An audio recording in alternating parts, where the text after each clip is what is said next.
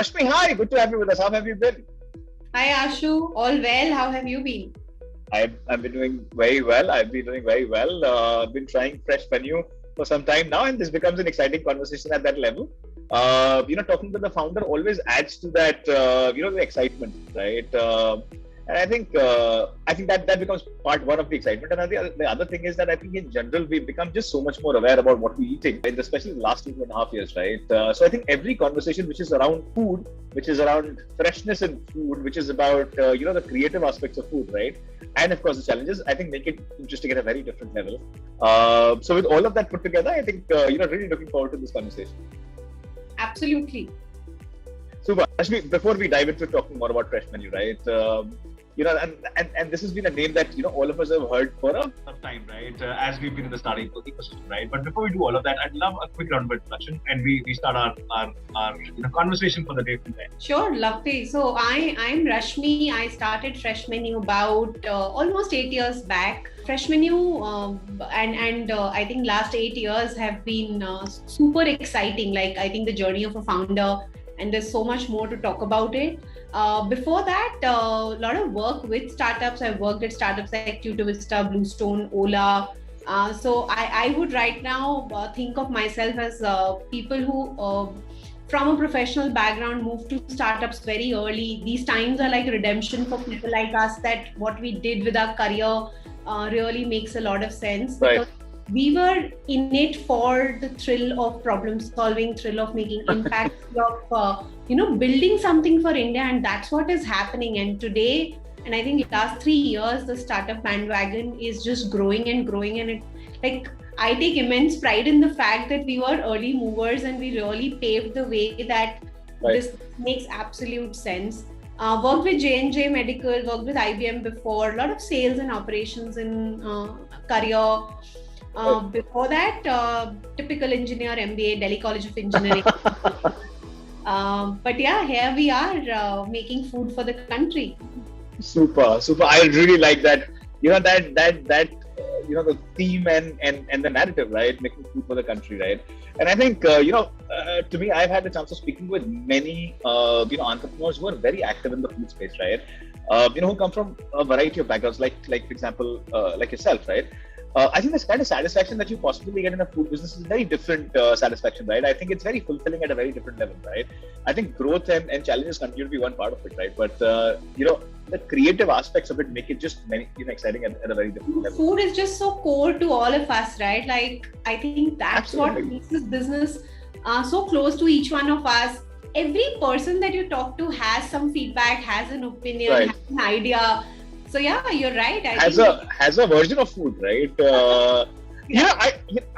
Rashmi, you'll be surprised, right? I talk to a lot of people, right? And we talk about the investment ecosystems and so forth, right? Now, you'll be surprised, right? Of course, we're going to cover this through the course of our conversation as well, right? Is that when you talk to a typical investor, their sense is that for example, the mortality rate in food business is just so high, right? But the fact of the matter is that everybody has a version of food, right? I mean, you really don't go wrong on the food. You go wrong on many other operating aspects around food, right?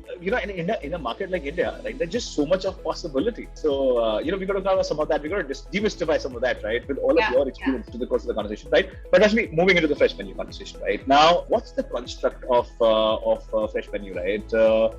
And you started to do it much before, right? I think, of course, 2020 has been a very, it's been a year of revelation, right? It's changed a lot of how so, for example, things are done. But you kind of started it very, very early on, right? What went into doing it, right? What's the current construct of Freshmenu? You'd have to understand, right? Are you manufacturing? Is this all being done in the back end, controlled, or there are parts of it that you, for example, operating as an aggregator as well? Would love to understand that. See, Freshmenu always started with the idea of bringing fresh food to India, and from that point of view, we're clearly manufacturers.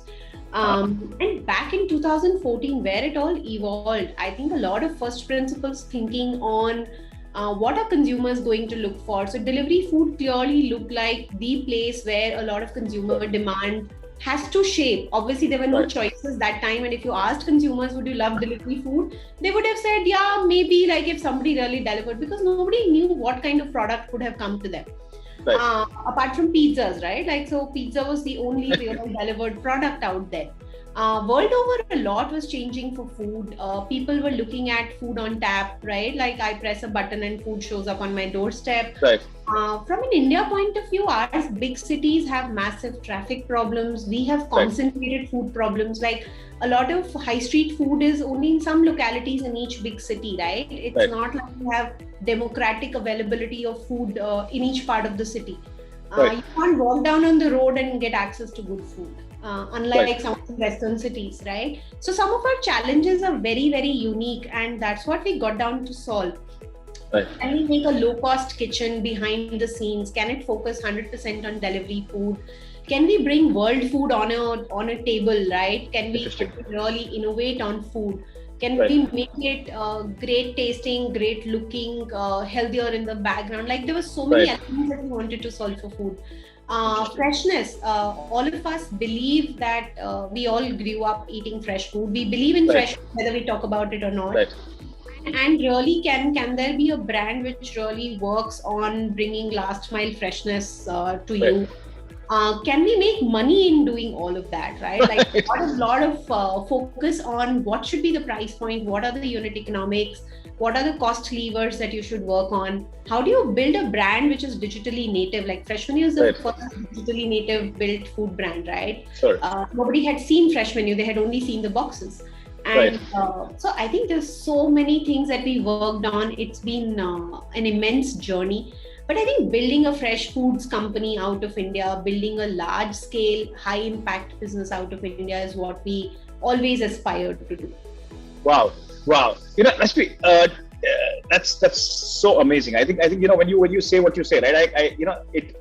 It's beautiful intensity, right? With which I can kind of sense, right? All the effort that goes in from bringing it up, right? And India is not an easy market. We're a market of complexity. This when I'm personally not a foodie, I'm a vegetarian. And we kept personal ethos out of what we are doing for the brand, because as a business, you need to do what you need to do.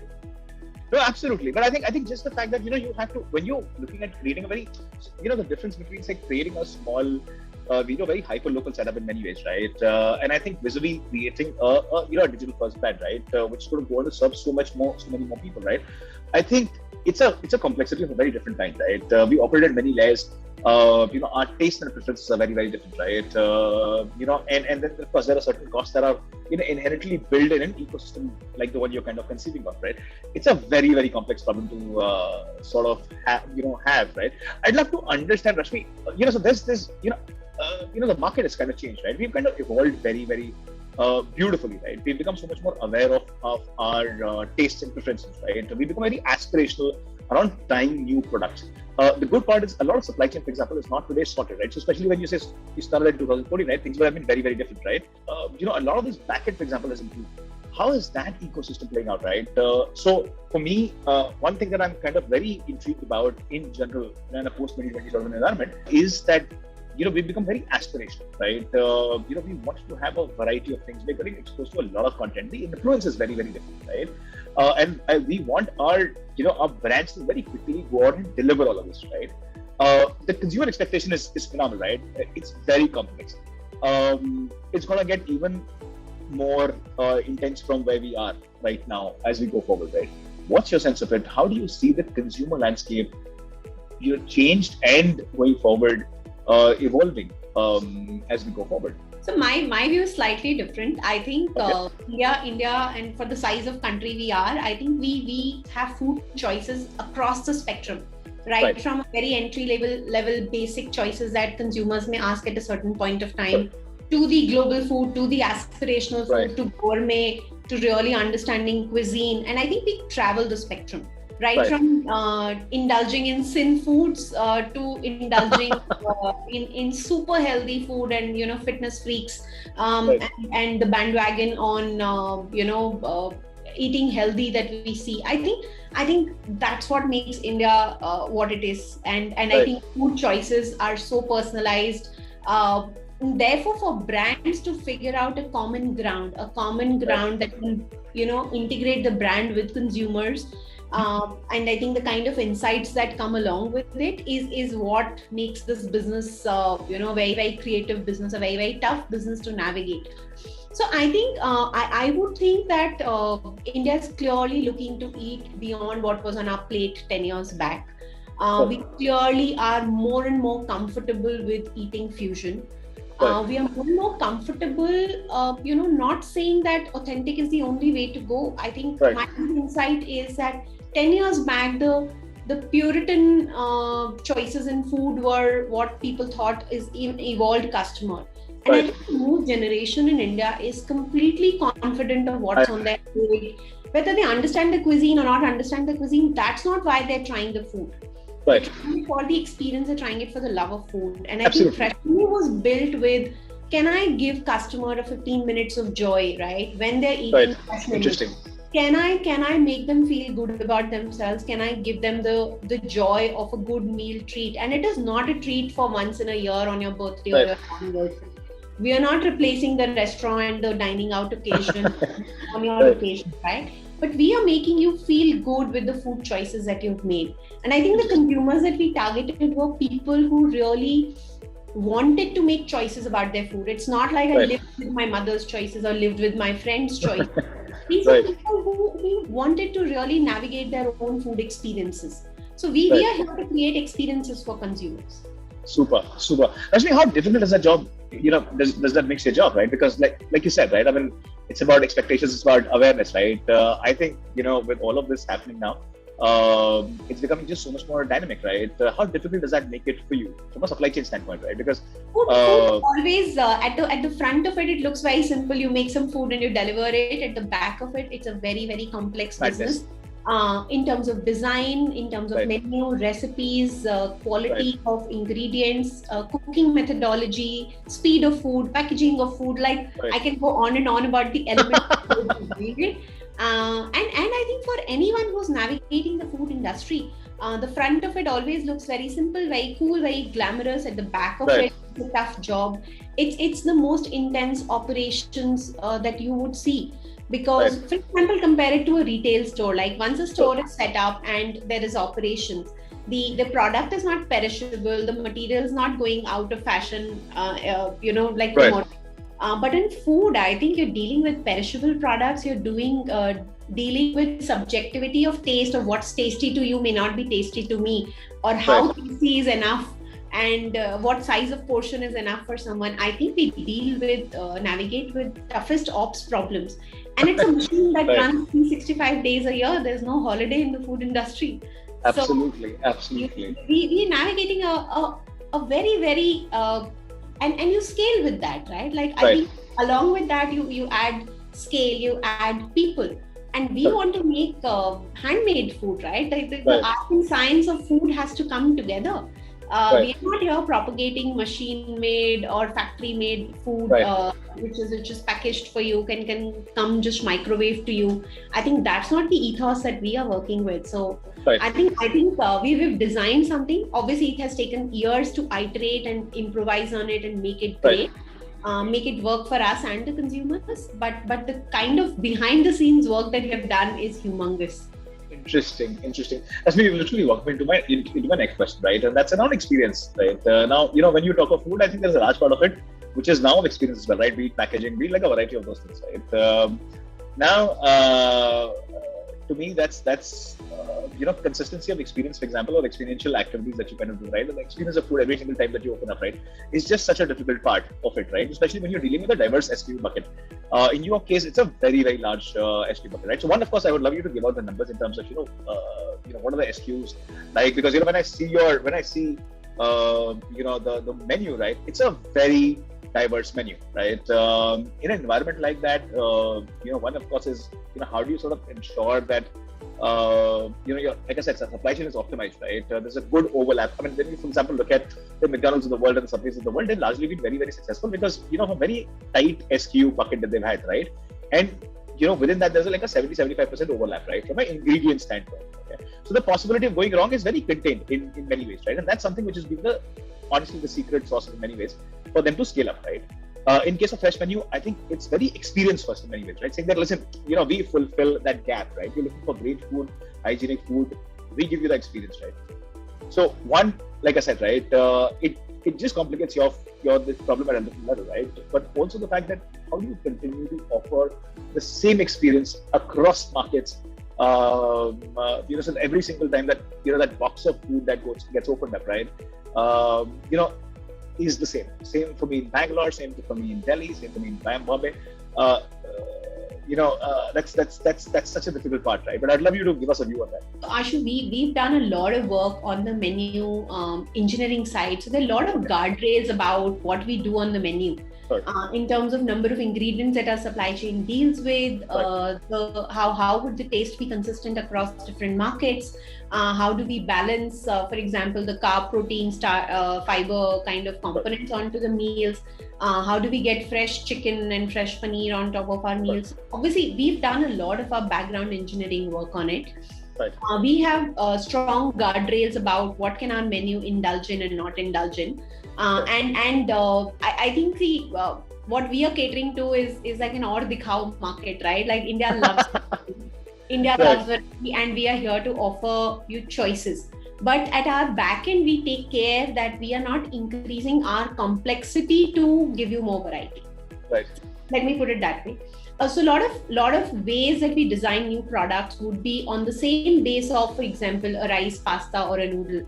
On top of it, there'll be a different topping. So the sauce would vary, but the core construct of the product is largely kept in line with what we have been doing, because you can't break the ship in terms of, supply chain, as well as the humans who are making the food, make it difficult for them. So we definitely put a lot of systems and processes and SOPs in place to keep it simple, but to keep it exciting for the consumer. And I think that's the fine, the fine line that we travel every day. Very interesting. Very interesting. Rashmi, would love to understand the numbers. You've been in the market long enough, right? From our and Freshmenu has been an innovation engine, okay, and we created this category. We created a whole host of products to learn about the category. I think over our last 7 years, we would have cooked or tried more than maybe 3,000 SKUs on our system. Wow.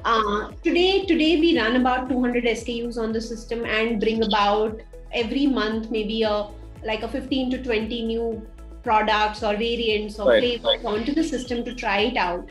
Limited fashion. So now we don't launch something across the board overnight. We make sure that it is tested, tried, it is successful. We have a supply chain for it, and then launch it in all the markets. Because now you're not like a newbie who can do whatever. But we love innovation. We love the creativity that food offers. We want to bring exciting choices to consumers.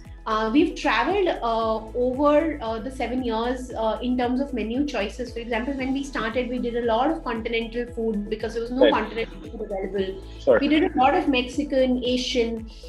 This year, we are looking at doing a lot of Moroccan, Lebanese, Middle Eastern food on our menu, because it is healthy and tasty and very close to Indian food in terms of offering choices. And we feel now the market's more ready to take it. In 2017, we launched a whole fitness collection, a fit and fab menu, because the need for salads, keto, low carb, high protein products, this was multiplying. And I think one big food trend that we have seen is sugar is a new villain. All of us trying to reduce the carbs that we take and increase the protein that we have.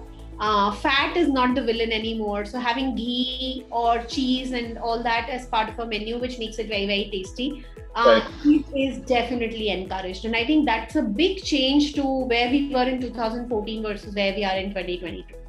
Interesting. Rashmi, now there is one thing that I want to understand about the consumer base that you're kind of catering to, right? Now, when I look at it from that standpoint, right, I think this is a classical debate which is going on in the market. Which is that, when you are a large scalable brand, right, and like the one, for example, say Freshmenu is, you're essentially looking at an engagement, which is very consistent in nature, right? You're not really experimenting and you're not really getting into an experiential zone of sorts, right?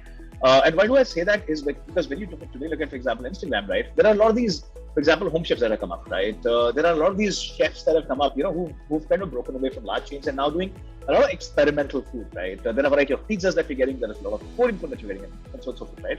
Now, that's getting to a very, very different kind of a consumer mindset, right? Now that the consumer is not different, it's the zone that the consumer is in that they're kind of tackling and catering to, right? And these are not very high volume businesses, but they're kind of expanding, right? Now, when I look at Freshmenu, right, which is the segment, right? I mean, are you going after the more regular consumption, saying that, people in an office, they need food, more consistent quality, format, variety, and that's the segment that you're going after, which is a very high repeat business?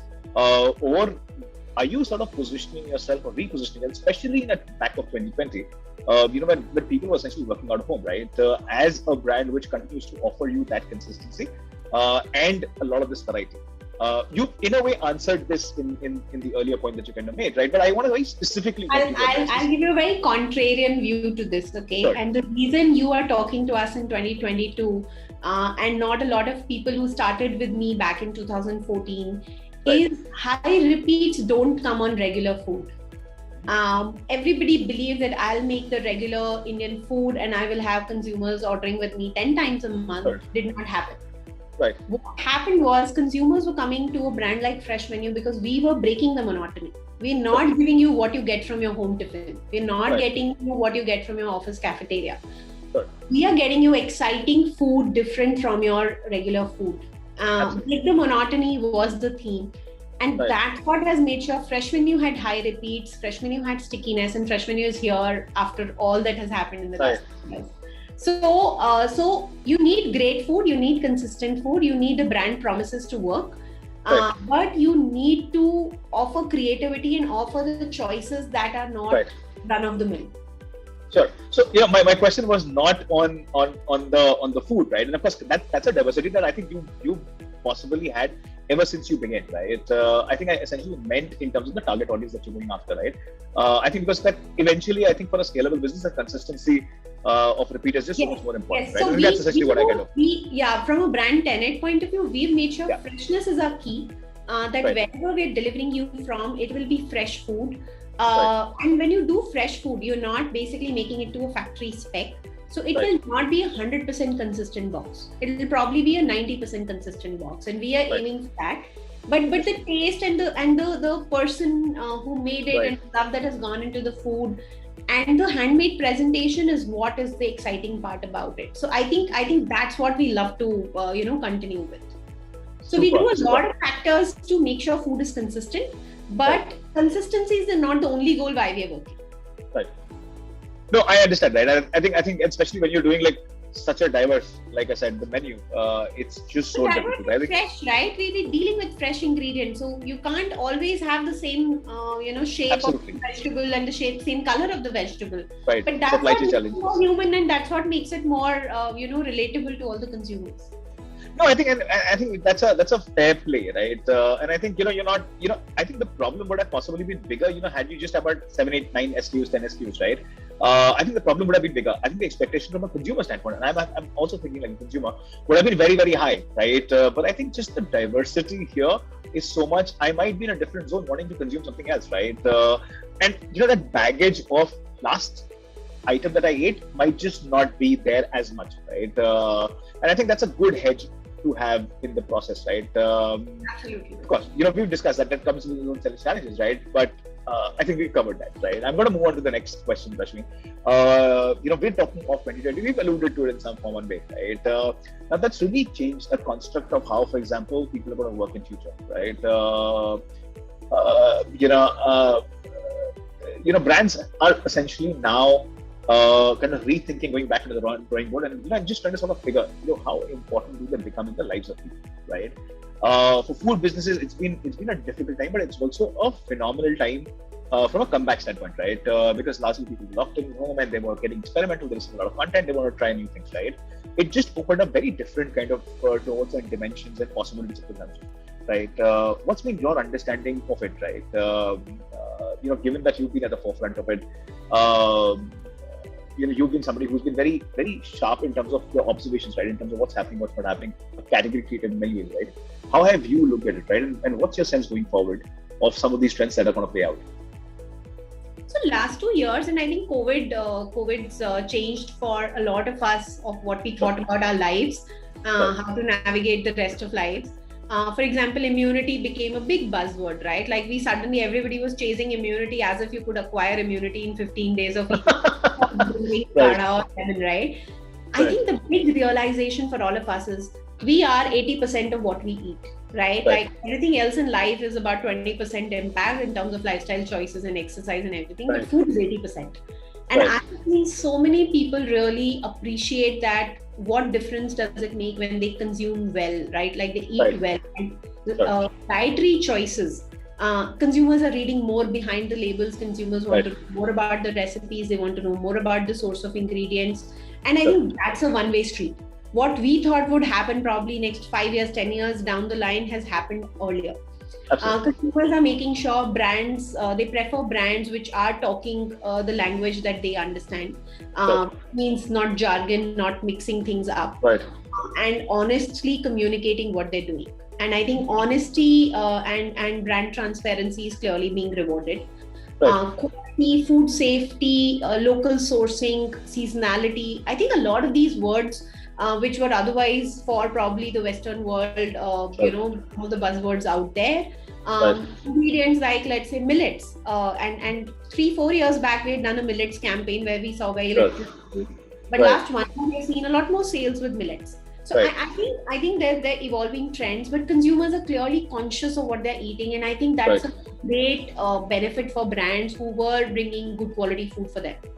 And I think we are all pushed to make improvements, to push to improve transparency, push to buy local, source more local, deal with seasonality better. I think bring what people should be eating and not just, which was otherwise a trend. Like I think really shifting the trend in terms of offering them new choices.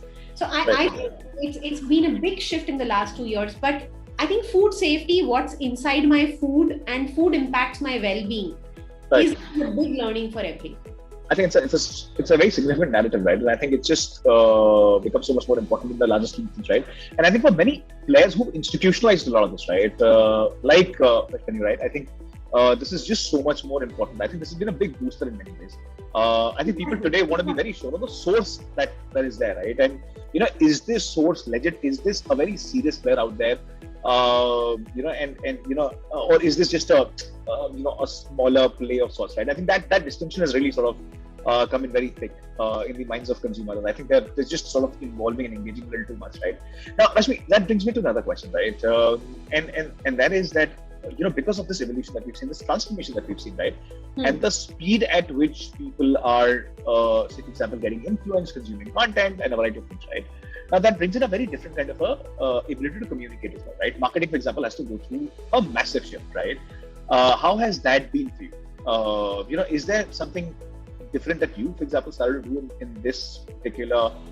Once we hit this patch, right? And when I say this patch, I essentially mean that there was an India which was pre-2020, and then there's an India which is post-2020, right?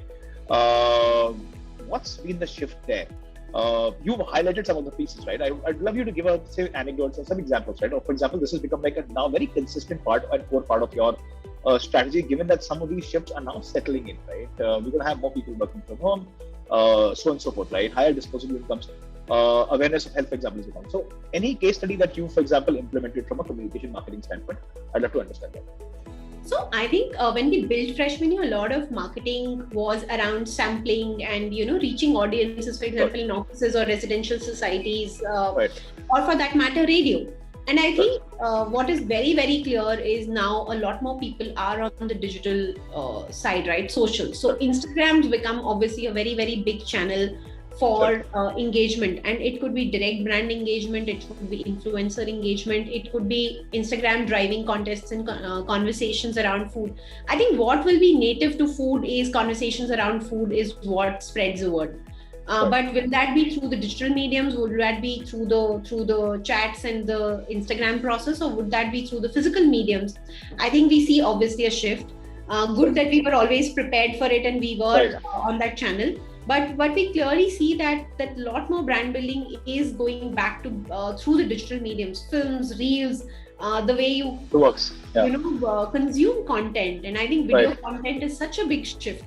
And not just recipe content. So you don't want just people blurting out recipes. You really want to enjoy with food. And and the experience around, having a good meal with someone. So I think that shift was happening, but COVID just accelerated the whole part. Rashmi, was there ever a moment when you thought to yourself, right, this is the moment that you were preparing for, right? Last 5 years, this is the moment that you're preparing. Of course, I mean in a fun way, right? I'll tell you, and the biggest thing was when we started, and people thought, oh, this is some women trying to do like the dabba service and catering. Right. Or the neighborhood, and nobody thought of the scale and size that we were imagining.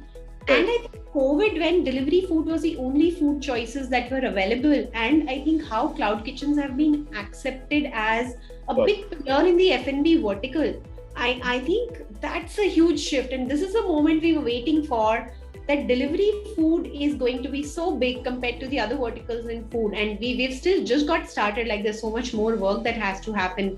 That I think this is the moment we were waiting for. I can clearly imagine, right? I've had the chance of speaking with many food entrepreneurs, right? And I think the ones who institutionalize their practices, right, a little early for the times, right? But who continued to stay in the game. This was the moment, in many ways for them, right? I think what's important is how you capitalize, right, going forward. How do you sort of continue to play on the wave and the trends that are kind of setting up, right? And I can tell you, there is so much more that needs to be done for this space, in terms of, how do we reach out to consumers? How do we manage cost? The brands that need to come up. There's hardly any real brands, national brands of scale, right, apart from the global QSRs. And this is what we are out here to create. So I think the next decade is a decade of opportunity, of how all of us will increase our frequency in terms of, ordering in, and really, I think tons of brands have to come in place, tons of food choices have to come in place. Also, including packaging and consumer experience, right? Like reduce the error rates, reduce the time that it takes to get there. I think there's so much more to happen out there. Interesting. We're going to talk about some of these aspects in just a bit, right, Rashmi? But I think there's one person and it's just come to me. And I definitely want this to be a part of the conversation, right? Now, for a food entrepreneur, there's just so much of intensity, so much of energy, so much of passion. You have to just be in it, right? The life of a food entrepreneur is very difficult, right? I'm sure you're gonna support me in that one. And scaling is another dimension to it, right? Doing it in one format, one city, and then doing it in 20 cities is just it requires an energy of a very different kind and a focus of a very different kind, right? And a standardization of a very different kind. Now, and you see many tech companies, right, which sort of very quickly sort of scale, even their pre-revenue, right? There is more money which is getting poured in, right? There are believers at that, right? Food continues to be, the challenges are around food, essentially the same, right? From an investor standpoint, right? How do you feel about that?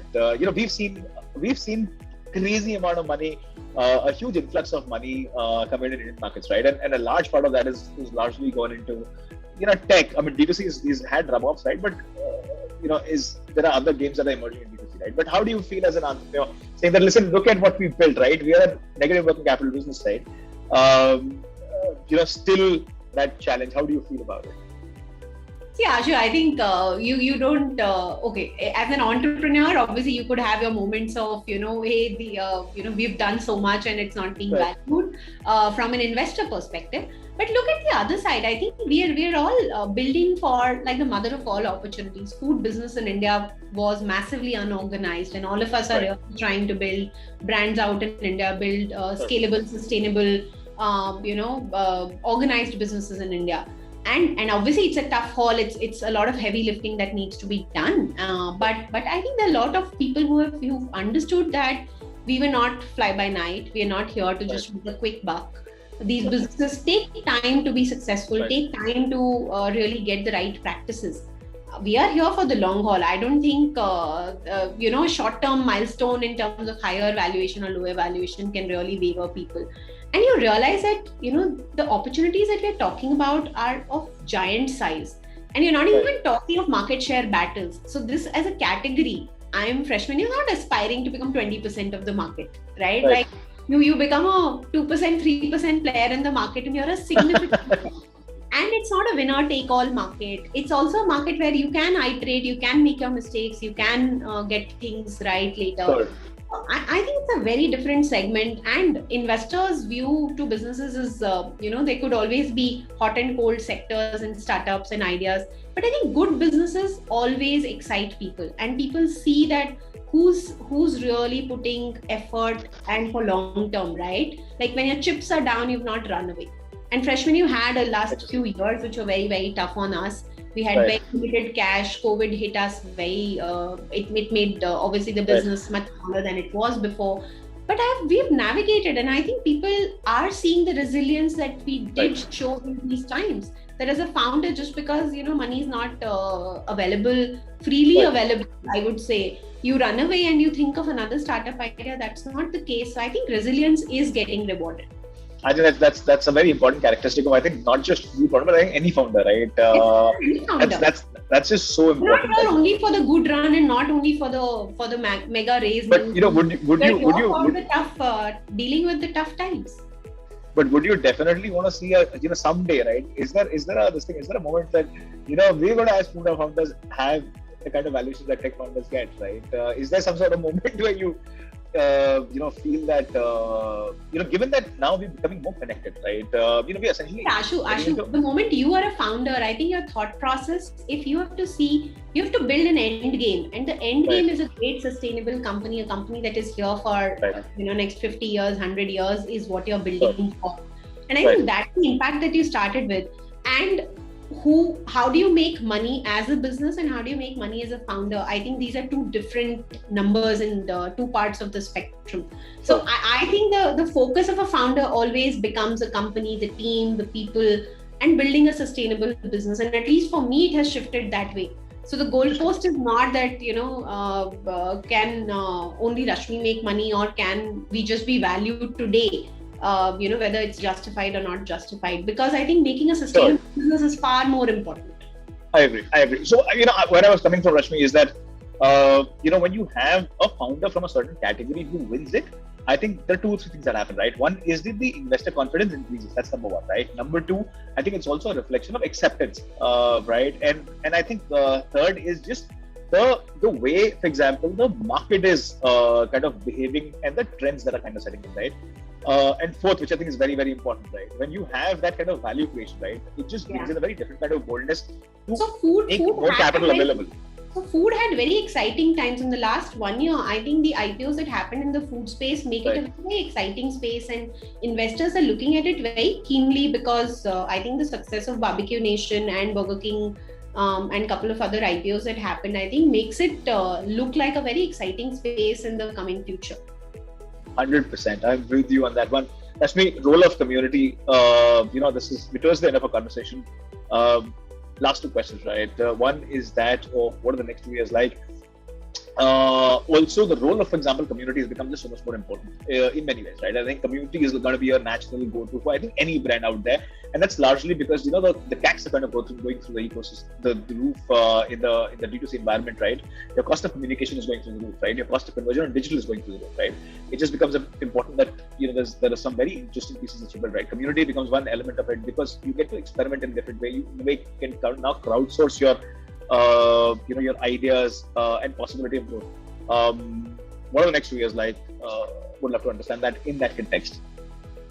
So next 2 years from a business context is just getting deep in these 3 markets. We were really looking at doubling down every year in terms of our size, our reach to the market.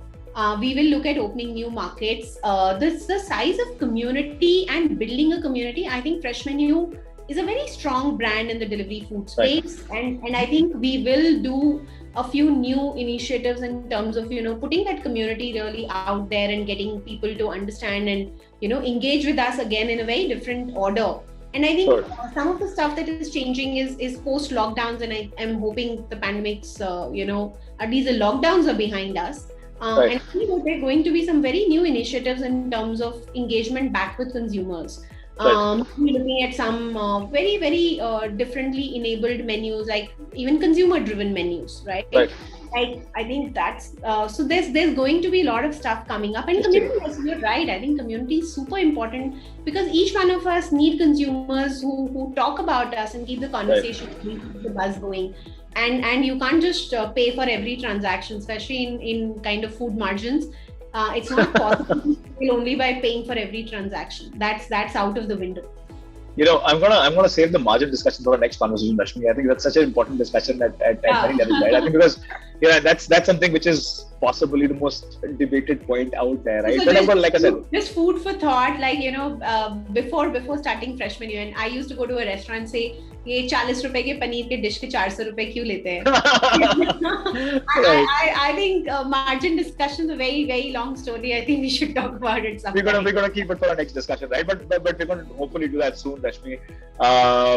Last question in this conversation, right? And this is a very cliche segment, but very important segment, right? I personally come from a school of thought where I think every founder has a very unique journey. The struggles are very different, right? The challenges in the market are very, very different. But they always have something to give, right? Irrespective of the stage that they're in, right? In your case, you've been there for such a long time, right? You know this category, around the time it started to get institutionalized in many ways, right? The SOPs of that entire category were possibly being written, right? If you were to give out any suggestions, advices, right, to many entrepreneurs in food, outside of food, I think I'm going to use this last question, a closing sort of a comment. So I think for advice for budding entrepreneurs, I think sleep over your idea, make sure you're passionate about it, because you have to give like a decade at least to that idea. And you have to be convinced thoroughly that, come rain or shine and come good times and bad times, I'm going to give time because I believe in it. And there are always naysayers on the way, right? There are a lot of people who will say this can't happen, this would not work out. So your passion and your motivation is the only thing that will see that through.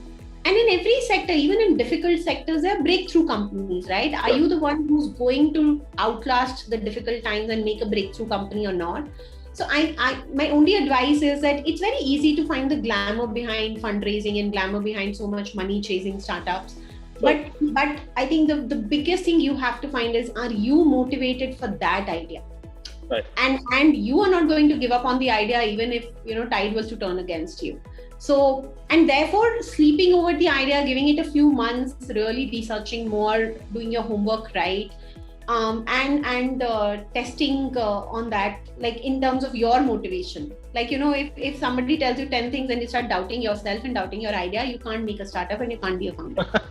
So interesting. I think that I feel is always like a big advice. The other advice is, if you're convinced, then don't wait.